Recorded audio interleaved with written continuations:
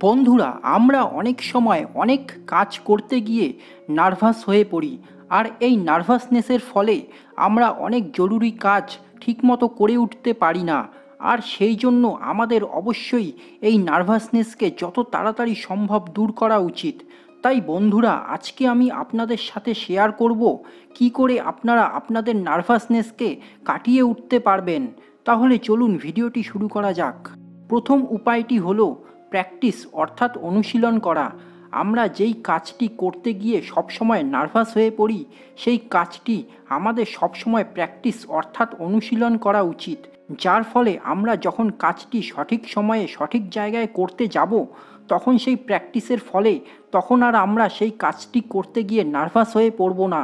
ঠিক একই রকমভাবে অনেকে আছেন যারা কথা বলার সময় নার্ভাস হয়ে পড়েন। তাদের ক্ষেত্রেও আমি বলবো আপনাদের সবসময় কথা বলার প্র্যাকটিস করা উচিত, যার ফলে আপনারা পরবর্তীতে কোনো কাজের সময় কথা বলতে গিয়ে নার্ভাস হয়ে পড়বেন না।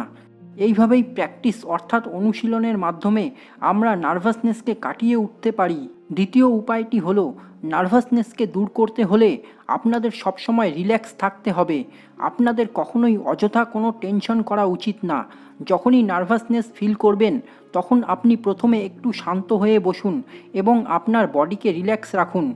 তারপরে আপনার মাইন্ডে পজিটিভ চিন্তাভাবনা করতে থাকুন। এছাড়াও আপনি যদি চান তাহলে একটু বাইরে খোলামেলা পরিবেশে হেঁটে আসতে পারেন।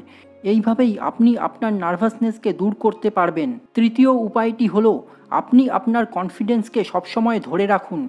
আপনার কনফিডেন্স যত দৃঢ় হবে, আপনি জীবনে তত বেশি কাজে সফল হতে পারবেন।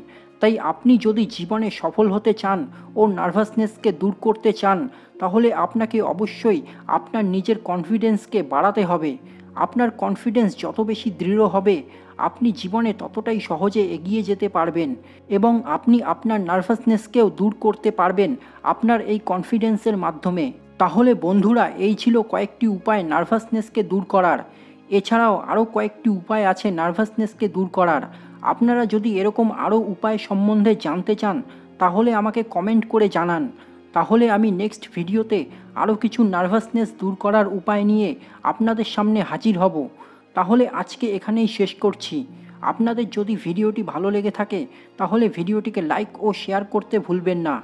আপনাদের সাথে আবার দেখা হবে নেক্সট ভিডিওতে। Good bye.